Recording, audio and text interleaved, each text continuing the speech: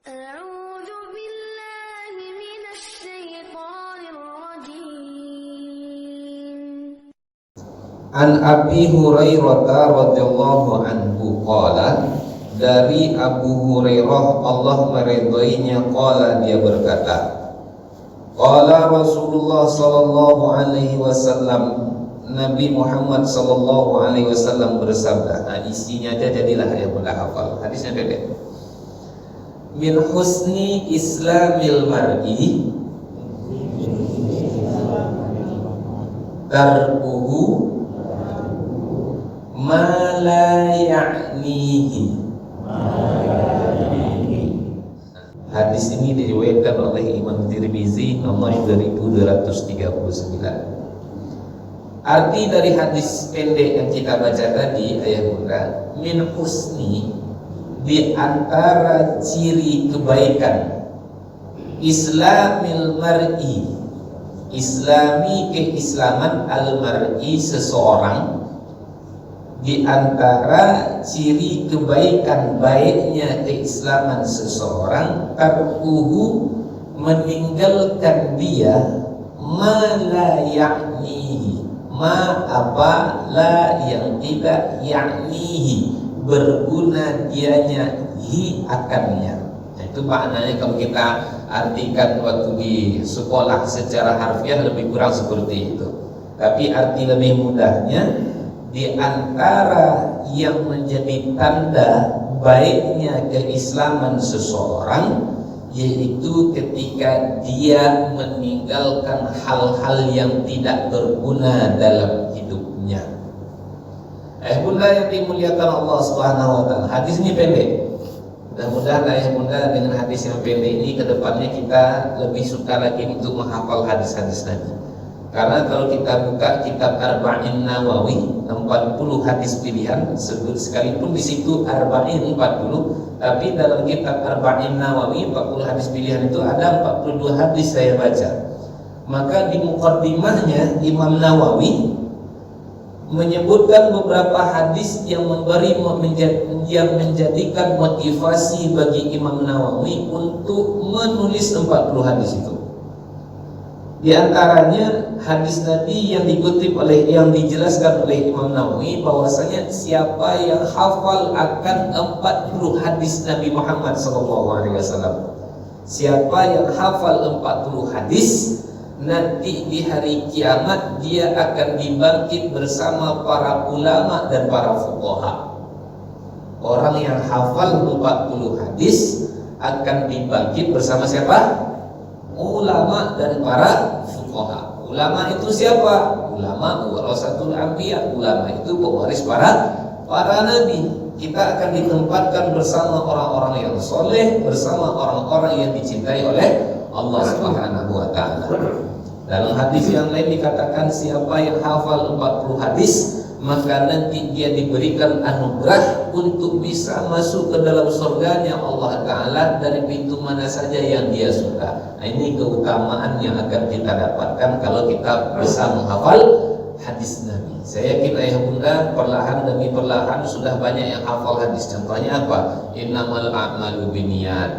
Sesungguhnya amal itu tergantung dengan niat. Hadis pendek yang lain yang ayah bunda saya yakin juga sudah hafal, as-salatu imaduddin. Salat itu tiang agama. Nah, ini kan sudah hafal kita beberapa hadis, tinggal kita sempurnakan menjadi 40 hadis. Nah, menghafal 40 hadis itu ayah bunda bisa kita hafal di dalam dada kita, atau bisa kita hafalkan dalam bentuk tulisan atau catatan kita.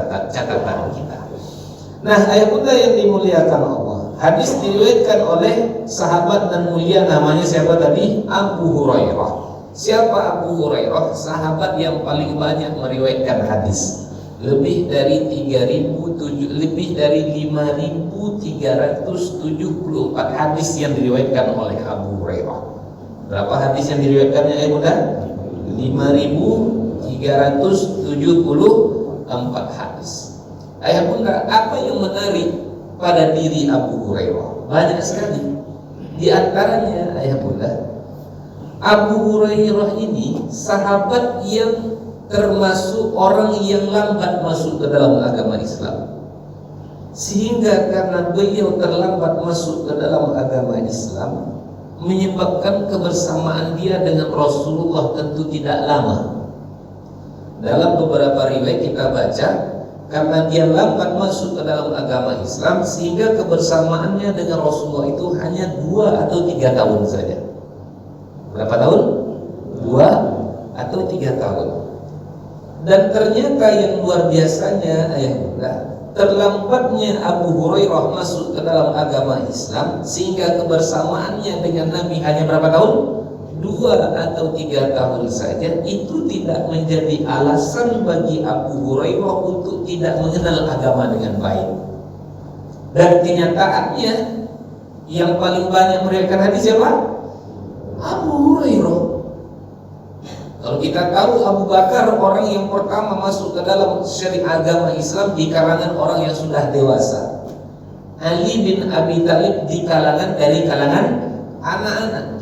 Khadijah dari kalangan perempuan. Kalau kita tengok ayat bunda, justru sahabat-sahabat senior tidak banyak meriwayatkan hadis. Yang banyak meriwayatkan hadis itu justru sahabat-sahabat junior. Dari beberapa kitab yang saya baca, bunda dimuliakan Allah, Abu Bakar itu tak sampai 2000 hadis. Umar, Ali pun tak sampai 2000 hadis. Padahal dia sudah bertahun-tahun bersama Rasulullah. Lalu kenapa kok Abu Hurairah yang hanya 2 atau 3 tahun sudah itu terlambat pula masuk ke dalam agama Islam, tapi paling banyak meriwayatkan hadis Nabi Muhammad SAW? Kalau orang kita hari ini mungkin mengatakan mu'alaf, iya kan? 2 tahun, 3 tahun mungkin orang kita akan menyebutnya mu'alaf. Tapi kalau di tempat kita 15 tahun mu'alaf juga lagi namanya. Sudah 15 tahun masuk ke dalam agama Islam, masih menamakan, menyebutkan dirinya sebagai mu'alaf. Dan mohon maaf, kadang-kadang ayah bunda, ini sebagian kecil nih Pak ya, sebagian kecil kadang-kadang status seperti itu dijadikan sebagai sarana untuk melakukan sesuatunya yang tak semestinya dilakukan. Dijadikan untuk meminta-minta, datang ke masjid ini, datang ke masjid sana, padahal masih muda, padahal masih bertenaga, memiliki kemampuan. Maka tentu ini sangat tidak baik sekali. Nah, ayah bunda yang dimuliakan Allah, lambat masuk ke dalam agama Islam, singkat kebersamaannya dengan Rasulullah, tapi tidak menjadi alasan bagi dia untuk tidak mengenal agama, justru meriwayatkan hadis yang lebih banyak daripada sahabat junior senior, 5.374 hadis. Maka kenyataan seperti ini di kemudian hari ternyata mengundang datangnya fitnah kepada Abu Hurairah. Apa fitnah yang datang kepada Abu Hurairah? Di antaranya ayah bunda, dia kan terlambat masuk ke dalam agama Islam, berarti mustahil dong dia meriwayatkan hadis paling banyak. Ini fitnah yang datang kepada. Ini jangan-jangan hadis yang diriwayatkan oleh Abu Hurairah ini hadis-hadis palsu ini. Bukan perkataan Nabi, tapi kalam dia sendiri yang dia katakan itu adalah kalam Nabi. Fitnah yang datang kepada Abu Hurairah radhiyallahu anhu. Nah, ayah bunda yang dimuliakan Allah, pekerjaan seperti ini diantaranya kerjanya orientalis. Orientalis itu siapa? Orang yang mendalami agama, tapi tujuannya tak lain dan tak bukan diantaranya untuk merusak agama dari dalam. Untuk merusak agama Islam. Dan banyak orang yang kemudian akidahnya goyah gara-gara orientalis ini. Ayah bunda yang dimuliakan Allah, Aceh negeri yang bersyariat, sulit Belanda untuk menjajah Aceh. Kenapa? Orang di situ Islamnya kuat. Lalu kemudian Aceh perlahan demi perlahan bisa dikuasai oleh Belanda. Itu karena apa? Ayah bunda dimuliakan Allah, diutusnya salah seorang di antara mereka untuk mendalami ilmu agama, belajar di Mekah bertahun-tahun lamanya. Setelah dia dalami ilmu agama, pergi dia ke Aceh, maka kemudian dirusaknya Islam dari dalam. Itulah dianya, barangkali ayah bunda masih ingat dengan namanya Snow Okronya. Iya kan? orientalis. Besar sorbannya, panjang jenggotnya, sehingga dengan itu, dengan penampilannya, dengan keilmuannya, orang kemudian terpedaya. Padahal dia tujuannya untuk merusak Islam, memecah belah umat Islam, memgoyahkan akidah umat Islam. Dan tak sedikit hal-hal seperti ini kemudian masih berlangsung sampai hari ini. Ayah bunda yang dimuliakan Allah. Makanya kemarin ada yang berubah agama, dia tinggalkan keyakinan agama Islam dan mulia. Kenapa? Anda sampai kepadanya, Pak, Al-Quran itu ayat yang paling pertama turun kan surat Al-Alaq. Tapi coba kalau Bapak tengok Al-Quran sekarang, tidak ada surat Al-Alaq di awalnya. Buka surat yang pertamanya apa? Al-Fatihah. Padahal kita baca pun hadis-hadis Nabi menjelaskan bab. Kalau kita buka kitab Sahih Bukhari, bab Bada'ul Wahyu yang paling pertama turun kan surat Al-Alaq. Nah sekarang Bapak buka Al-Quran yang pertama surat Al-Fatihah. Berarti Quran kita sekarang ini tak betul nih Pak. Dan dirubah-rubah nampaknya nih, macam kitab-kitab terdahulu dirubah-rubah oleh umat-umat terdahulu. Kitab Injil yang dirubah-rubah oleh umat terdahulu. Ini jangan-jangan Al-Quran kita ini juga seperti itu juga nih. Nah, tinggalkan lagi Pak. Terus Al-Quran yang mana, yang betul itu yang mana? Cari Al-Quran yang kalau kita buka yang halaman pertamanya berjumpa Al-Fatihah. Berjalan kita dari Pasaman sampai ke Yaman, dari Merauke sampai ke Maroko, rasa-rasanya tak akan berjumpa Al-Quran yang kita buka yang pertamanya Al-Fatihah. Ada Al-Alaq, selalu Al-Fatihah. Berarti nampaknya ini sudah banyak perubahan dalam agama kita. Dan tinggalkan agama kita ini lagi katanya, agama Islam ini lagi katanya. Maka yang benar dimuliakan Allah, sekilas memang kita akan tertipu dengan ucapan dia karena dia punya argumen. Argumennya apa? Hadis-hadis yang sahih. Maka pula kalau kita tidak mendalami ilmu yang lainnya, maka benar-benar akan terterima. Bisa-bisa kita goyah. Tapi di antara kuncinya di mana? Pula hadis yang diriwayatkan dari sahabat yang mulia namanya Ibnu Abbas. Apa kata Ibnu Abbas? Kullama nuzilatil ayat, setiap kali ada ayat yang turun da'an Nabi SAW, Nabi akan memanggil sahabat-sahabat yang ahli tulis, ahli baca. Lalu apa kata Nabi kepada para sahabat yang biasa ditunjuk untuk menuliskan Al-Quran? Wa'u hadhi surah fil mawdi'il lati yuzkaru fiha kada wa kada. Ada ayat yang turun, Nabi panggil sahabat, sahabatku, tadi ada ayat yang turun. Ayat yang ini taruhnya di sini ya, sebelah sini ya. Ayat yang ini posisinya di sini ya. Ayat yang ini urutannya begitu ya. Jadi intinya bagaimana Al-Quran berada di Lauh Mahfuz hari ini, ya memang seperti itu. Ketika Al-Quran berada di Lauh Mahfuz, cuma turunnya saja yang berbeda. Ada yang memiliki asbabun nuzul, ada yang tak ada asbabun nuzul. Lalu kemudian singkatnya dengan Rasulullah SAW mendatangkan fitnah, mustahil dia paling banyak meriwayatkan hadis Nabi Muhammad SAW. Ini bantahan ini juga banyak ayat. Kita tengok hari ini, biasanya di RCTI di bulan Ramadan kita tengok ada acara Hafiz Indonesia. Ada acara apa ya bulan? Hafiz Indonesia. Kita tengok di acara itu anak-anak usia 5 tahun, 7 tahun bisa mereka menghafal Al-Quran dengan baik dan benar. Sementara kita usia 50 tahun, 60 tahun, 70 tahun sudah hafal Al-Quran? Insya Allah belum. Juz 30 juz sudah hafal? Insya Allah belum. Juz 30 sudah hafal? Masih ragu. Ujung juz 30 sudah hafal? Insya Allah. Tes dulu maunya. Walam yakul lahu kufuwan ahad. Ayat sebelumnya mana qul huwallah? Mikir kita kan Pak ya. Inna syani'aka wal abtar. Ayat sebelumnya mikir kita. Padahal ini ayat yang selalu kita baca. Tapi di acara Hafiz Indonesia itu ayat pula Yang ditanya oleh Dewan Juri dibacakannya satu ayat. Yang ditanya apa? Yang paling atasnya apa? Yang paling bawahnya apa? 5 ayat sebelumnya apa? 5 ayat setelahnya apa? Satu halaman sebelumnya di pojok paling kiri, pojok paling kanan, pojok kiri dan seterusnya. Bisa mereka. Padahal usianya berapa?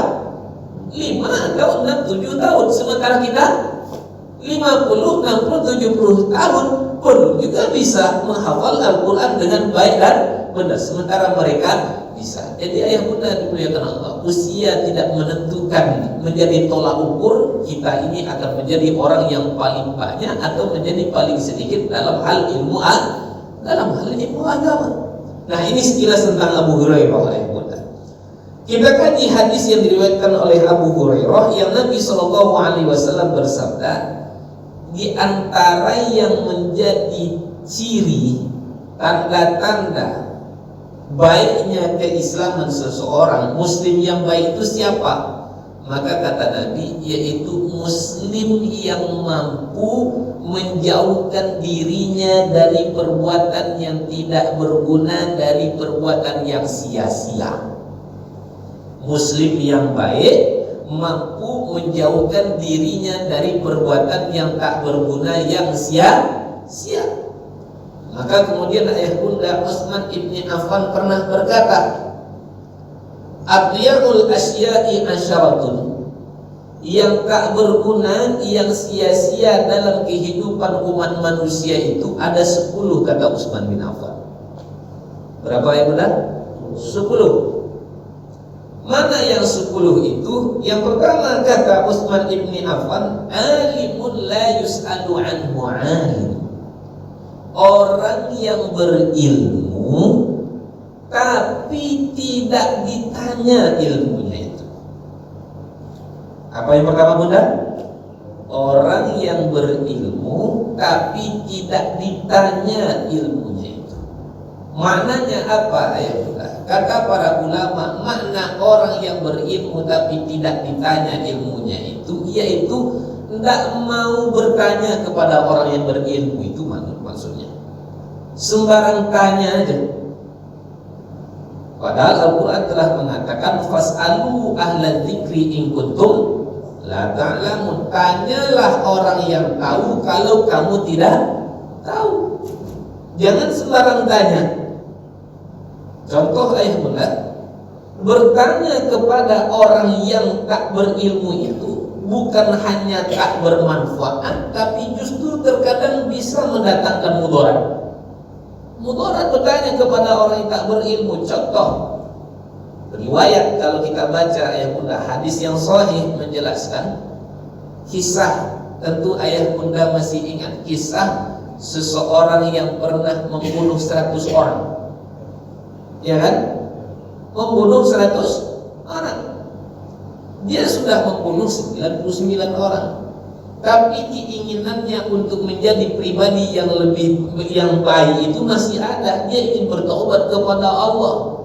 Maka kemudian dia berpikir, apa yang semestinya saya lakukan? Bertanyalah dia kepada orang, siapa yang bisa menunjukkan aku apa yang semestinya aku lakukan. Akhirnya ditunjukkanlah dia kepada abid ahli ibadah. Tipe manusia itu diantaranya ya bunda, ada abid ahli ibadah saja, ada alim saja, ahli ilmu saja, ada juga yang ketiga alim iya, abid juga iya, berilmu juga iya, ahli ibadah juga iya. Ada yang ahli ibadah saja, ada yang cuma berilmu saja, ada yang ketiga berilmu iya juga, beribadah juga iya. Kita diharapkan menjadi yang ketiga ini ya bunda, berilmu dan juga beramal, beribadah.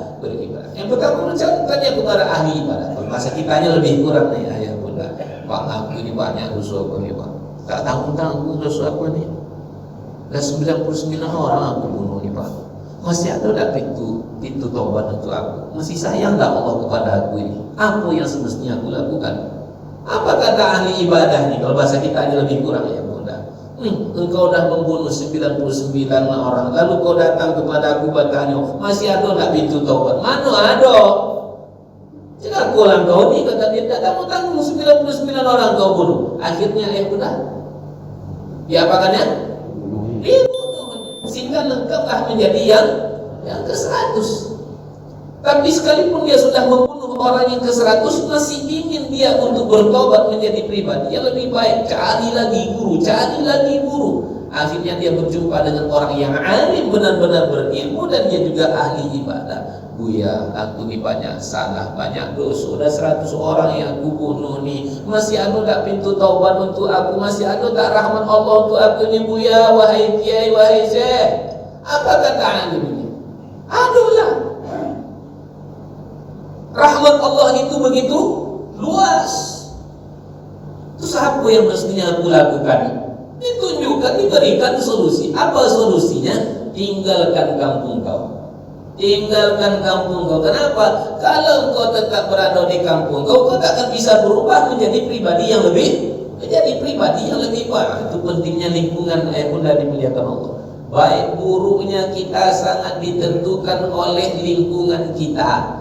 Baik buruknya kita sangat ditentukan oleh siapa yang kita jadikan sebagai kawan. Makanya Nabi menjelaskan, berkawan dengan pandai besi maka kita akan mendapatkan percikan apinya. Berkawan dengan penjual parfum, setidaknya kita akan mendapatkan wanginya. Saya masih ingat betul ayah bunda, dulu ketika kemenakan saya, ponakan saya, biasanya pagi itu sudah dimandikan sama kakak. Jam 8 itu sudah mandi dia tuh. Dah bersih, dah wangi. Jadi suatu ketika saya kajian subuh macam kayak inilah Pak. Jadi saya lambat pulang ke rumah, dan lebih kurang sampai di rumah jam 8:15. Di rumah tak pernah dia ditunjukkan, diajarkan berkata-kata jorok, berkata-kata kotor. Saya kira ayah bunda pun akan seperti itu kepada anak dan cucu. Saya ini kan sering iseng sama dia. Dia sudah mandi, nampak sama saya tahu dia sudah mandi, nampak putih-putih. Anak-anak lah putih-putih, wangi, bersisir kan. Lalu saya dekat dia, namanya Mahim. Mahim, ya sinilah bentar. Madam nak cium, Mahim ni dah mandi belum? Udahlah, kata dia kan. Cium madam dulu. Kok busuk ni? Dia tak busuk, dia wangi. Apalah metek ni, kata dia sama saya. Buruk metek ni, monyet, kata dia. Wangi metek ni. Dia tak pernah ditunjukkan berkata-kata jorok, maaf cakap seperti buruk, babi, monyet. Di rumah tak pernah. Terus itu diberapannya di mana coba ya bunda? Itu tadi kawan-kawan dia jam 8 habis mandi, dia pergi bermain dengan anak-anak di komplek. Itulah pentingnya menjaga lingkungan kita. Ini kalau kau tetap di sini, kau tak akan bisa berbuat baik. Tinggalkan, kata orang ini. Singkatnya ayah bunda, ditinggalkannya kampungnya, kalau kemudian di tengah jalan ketentuan Allah berlaku. Apa dianya? Datang malaikat Israel, meninggal dia. Sehingga ketika dia meninggal ayah bunda, dalam sepanjang sejarah yang saya baca, sependek pengetahuan saya, baru ketika itu 2 malaikat turun seketika. 1 malaikat rahmat, 2 malaikat azab. Kata malaikat rahmat, ini urusan saya ini hak saya ini, kerjaan saya ini. Kata malaikat azab, oh enggak, ini bukan urusan Tuhan, ini saya yang punya ini. Pada akhirnya kata malaikat rahmat, ini hal saya. Kenapa? Dia kan sudah berusaha menjadi pribadi yang lebih baik. Dia sudah mau bertobat, mencari rahmat dan ridho Allah. Kata malaikat azab, di antaranya, ini orang kan belum beramal lagi sebanyak itu dosanya, belum lagi sholat dia, belum lagi puasa dia, belum lagi mandi taubat dia lagi. Masa dia sudah diampunkan pula oleh Allah, dia engkau dah. Akhirnya Allah kirim lagi salah satu seorang malaikat yang menjadi penengah bagi 2 orang malaikat yang bertikai ini. Pada akhirnya solusinya apa? Coba diukur. Kalau dia lebih dekat kepada negeri yang dia tuju, maka ini urusan kau malaikat rahmat. Tapi kalau dia ternyata masih lebih dekat kepada negeri yang dahulunya dia berbuat jahat, maka dia adalah haknya malaikat azab. Setelah diukur ayah bunda, ternyata lebihnya ke dekat negeri yang dia tuju cuma sejengkal lebih. Dalam riwayat yang lain ayah bunda dimuliakan Allah, negeri yang dia berbuat maksiat dibuat lebih memendek, kemudian negeri dia untuk taat memanjang negerinya. Intinya apa? Begitu luasnya rahmat Allah bagi hamba yang mau bertobat. Dia bertanya kepada orang yang betul, akhirnya dia selamat. Kalau tak bertanya kepada orang yang berilmu, mendatangkan mudarat. Masalah dalam kehidupan berumah tangga, curhat kepada sembarang orang, akhirnya apa? bukannya menyelesaikan masalah, tapi justru menambah masalah. Kita ini satu saat akan diuji ini, ayah bunda dimuliakan Allah. Terlebih ketika sudah menjadi seorang ayah, seorang ibu, status berubah menjadi seorang mertua. Nah, ini kadang-kadang ayah bunda akan diuji, mendapati anak dan menantu bermasalah. Kalau nggak bijak dalam menghadapi masalah anak dan menantu, maaf ayah bunda, di antara tingginya kasus perceraian antara dua orang insan ayah bunda, itu bukan karena apa-apa, tapi karena tidak bijaknya orang tua dan mertua dalam menyikapi masalah anak dan menantunya. Salahnya salah siapa? Ini antaranya salah anak juga. Kenapa? Bertanya, curhat kepada orang yang tidak tepat. Namanya bercurhat kepada orang tua, curhat kepada kawan, tentu nepotismenya tinggi. Curhatlah kepada ulama, orang yang berilmu, yang tidak punya kepentingan melainkan kepentingan mencari ridha Allah Subhanahu wa ta'ala. Ketika orang tua tak bijak dalam menghadapi masalah anak dan menantu, kadang-kadang keluar pantun. Apa pantunnya? Apa pepatahnya?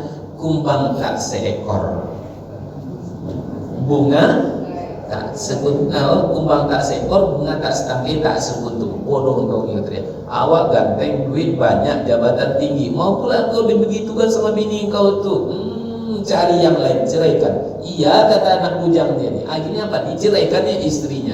Walhasil ayah bunda, yang paling menderita siapa? Yang menjadi korban siapa? Yang akan dia paling menderita, yang akan menjadi korban siapa? Anak dan cucu kita. Makanya fasalu ahla dzikri, tanyalah orang yang mengetahui, tanyalah orang yang berilmu. Oh Ustaz, saya ingin masalah saya ini cepat selesai Pak Ustaz, sabar saya ini. Kalau masalah mau cepat selesai, segera pergi ke pegadaian. Kenapa kok ke pegadaian? Menyelesaikan masalah tanpa masalah. Pergi ayah bunda ke pegadaian, selesai masalah itu. Hilang atau betapa? Nah, ayah bunda yang tahu itu. Nah, ayah bunda yang dimuliakan Allah Subhanahu wa ta'ala. Ini yang pertama. Yang sia-sia, yang tak berguna itu apa? Kata Utsman bin Affan, tidak bertanah kepada orang yang berilmu. Yang kedua sekaligus yang ketiga ayah bunda, yang sia-sia itu apa? Ilmun la yu'malu bihi wa ra'yun shawabun la yuqbalu. Ilmu yang tak diamalkan, ilmun la yu'malu bihi, berilmu tapi tak beramal. Yang ketiga, warakyun suwabun la yuqbalu, tahu kebenaran tapi kemudian tak diterima, tahu kesalahan tapi kemudian tidak ditinggalkan. Kebenaran ditinggalkan, kesalahan dipertahankan. Berilmu tapi tak beramal, ini yang nomor dua. Apa contohnya ayah bunda dimuliakan Allah? Hari ini tahu umat Islam bahwasanya khususnya kaum hawa menutup aurat itu wajib. Tapi kenyataannya ayah bunda, betapa banyak hari ini perempuan-perempuan, wanita-wanita muslimah yang tidak menutup aurat, berilmu tapi tak beramal. Maka orang belum lagi dikatakan dia berilmu sebelum dia nanti mengamalkan ilmu yang telah dia miliki. Masih disebut orang itu jahil kalau dia tidak berilmu atas apa yang dia tidak beramal atas ilmu yang telah dia. Gelarnya panjang, titelnya profesor, tapi masih korupsi juga dia. Itu bodoh dalam syariat. Kenapa? Tidak beramal atas ilmu yang dia miliki. Setidaknya contoh sederhana dalam kehidupan kita, kaum muslimah menutup aurat wajib, tapi betapa banyak wanita muslimah hari ini yang tidak menutup aurat. Setiap aurat yang hari ini dibuka di yaumil kiamah, ayah bunda, dia akan mengadu kepada Allah, dhayya'akallahu bima dhayya'tani. Ya Allah, azablah dia, siksalah dia. Dia yang saya yang semestinya ditutup dan dijaga, tapi malah dibuka-buka sama orang ini, ya Allah. Lalu kita sebagai lelaki pun akan berkata, alhamdulillah, untung awak laki-laki. Mohon maaf ayah anda, jangan bangga dulu. Kenapa ayah bunda? Ada satu kisah pendek ayah bunda yang kisahnya sangat memilukan di hari kiamat. Sangat sedih sekali kisahnya. Siapa dianya ayah bunda dimuliakan Allah? Yaitu seorang lelaki, seorang suami, seorang ayah yang dia sangat cinta kepada keluarganya, sayang kepada anak istrinya, sayang kepada ibunya. Tapi di hari kiamat dia tidak bisa memberikan apa-apa kepada orang yang dia cinta itu. Khususnya apa? Tidak bisa memberikan pahala kepada orang yang dia cinta. Dia ahli ibadah, puasa Senin Kamis rajin, tahajud tak ketinggalan, sedekahnya banyak, hajinya sering, bahkan kadang-kadang sampai kalah Haji Muhyiddin. Tahu ya bunda Haji Muhyiddin yang tukang bubur naik haji itu lebih 3 kali naik hajinya. Dia ahli ibadah, tapi sayang di hari kiamat dia tidak bisa memberikan hadiah apa-apa kepada orang yang dia cinta, baik itu kepada ibunya, kepada ayahnya, kepada istrinya, kepada anaknya. Tidak ada yang dia berikan.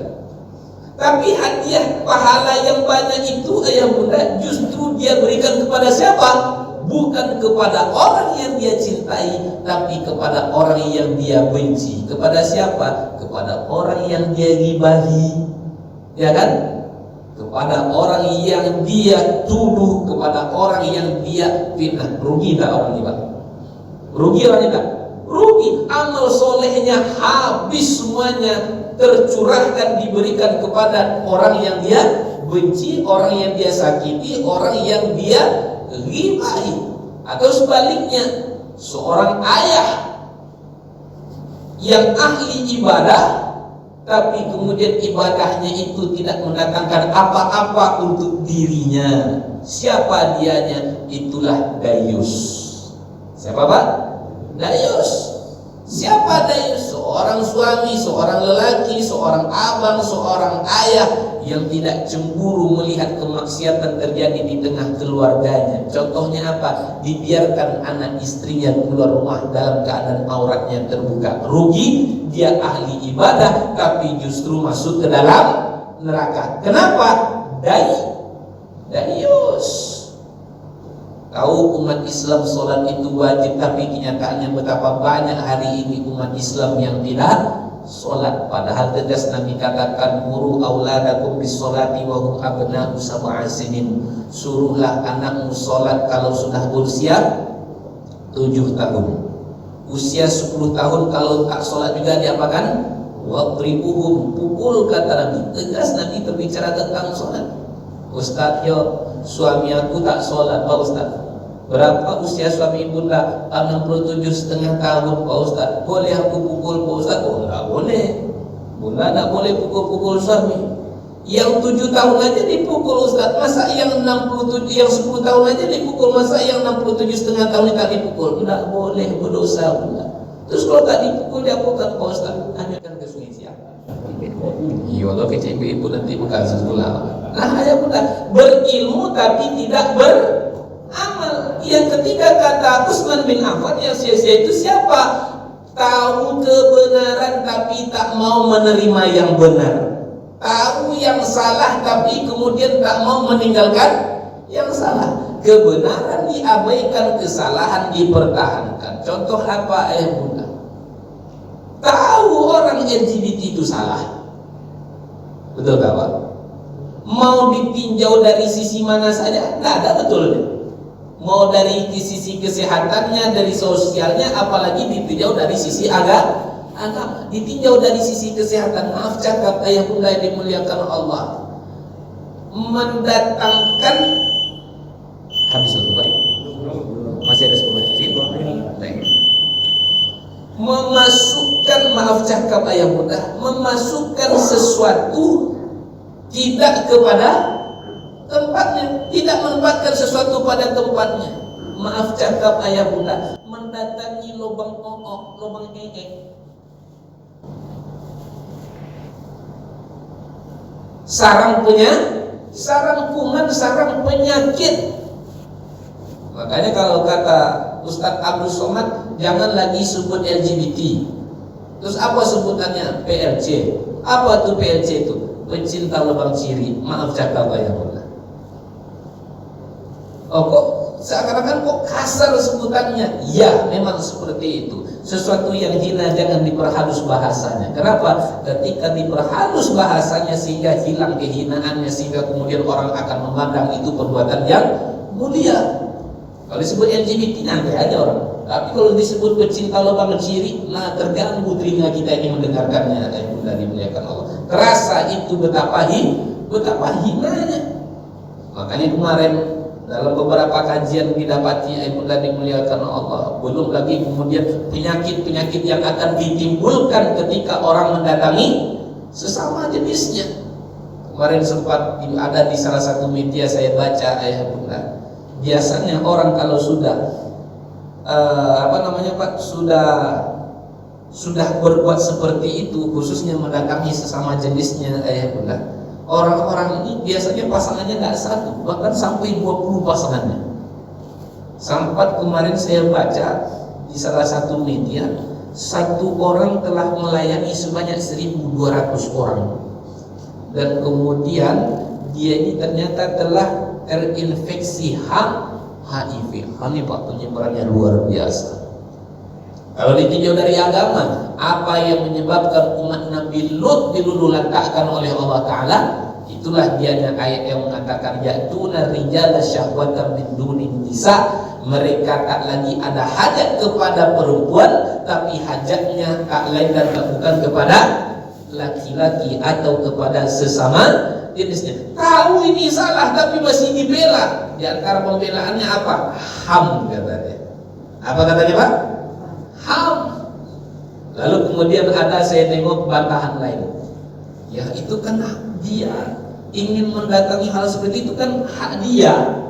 Ya memang nalurinya seperti itu. Lalu kemudian ada yang membantah. Orang LGBT ditanya, lalu bagaimana menurut Bapak? Ada orang yang maaf cakap nih, naluri seksualnya itu tidak kepada sesama jenis tapi kepada anak-anak. Bagaimana menurut Bapak kalau ada orang yang menyalurkan naluri seksualnya kepada anak-anak? Kalau kata Bapak tadi, Anda mengatakan mendatangi sesama jenis itu HAM. Lalu kalau ada orang yang naluri dia kepada anak-anak, itu boleh tak menurut Bapak? Oh, tidak bisa. Itu perbuatan durjana. Nah, itu kajian agama dakwah namanya. Nah, pula. Lalu kemudian yang sia-sia itu mana? Kata Utsman ibni Affan, wasila'un la yusta'malu, punya senjata tapi tidak dipakai. Maknanya apa? Tidak memanfaatkan kekuasaan yang ada di pundak, tidak memanfaatkan kekuasaan yang ada di dalam genggaman. Nah, ini maksudnya siapa? Amir, pejabat, pemimpin. Hari ini ayah bunda heboh. Apa hebohnya? Di antaranya apa? Pak Panji Gumilang. Ini pemimpin harus tegas di sini. Tak boleh bermain. Jangan sampai dikasih angin. Kenapa? Ditanya Menteri Agama. Ini kan wewenang dia. Tapi apa coba tanggapan Menteri Agama ketika ditanya tentang kasus Panji Gumilang? Bapak Ibu dimuliakan Allah. Kalau haji kencang. Tapi kalau masalah Panji Gumilang yang menghebohkan Indonesia. Kenapa? Karena banyak sudah kalau kita baca di berbagai media. Di antara kesesatan-kesesatan Panji Gumilang itu yang pertama contohnya menafsirkan Al-Quran sesuka hatinya. Sempat pula kemarin mengatakan Al-Quran itu adalah apa katanya Pak? Al-Quran itu kalamnya Nabi Muhammad, bukan lagi kalam Allah.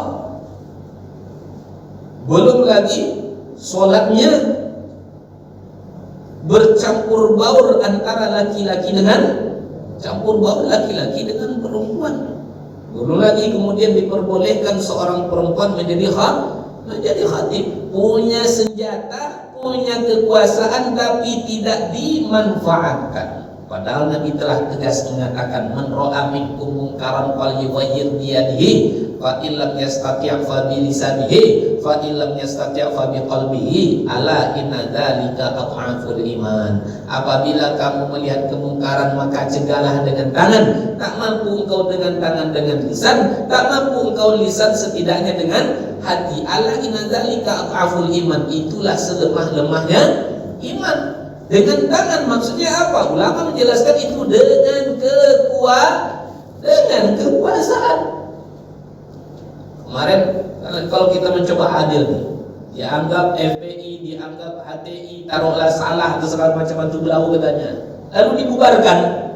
Lalu kenapa kok ini jelas-jelas salah tidak dibubarkan juga? Ada apa? Mereka kemudian menjadi tanda tanya, siapa di balik itu? Mudah-mudahan nanti ayah bunda kebenaran itu benar-benar akan Allah wujudkan dan kebatilan itu benar-benar akan Allah tumbangkan. Innal batila kana zahuqa. Sesungguhnya yang batil itu pasti akan hancur juga. Jika ini kayak kemarin ini pemimpin harus bertindak nih. Jangan ditunggu pula dulu mak-mak turun ke jalan. Masalah yang dekat masjid yang kemarin dekat kita di Padang Pak ini,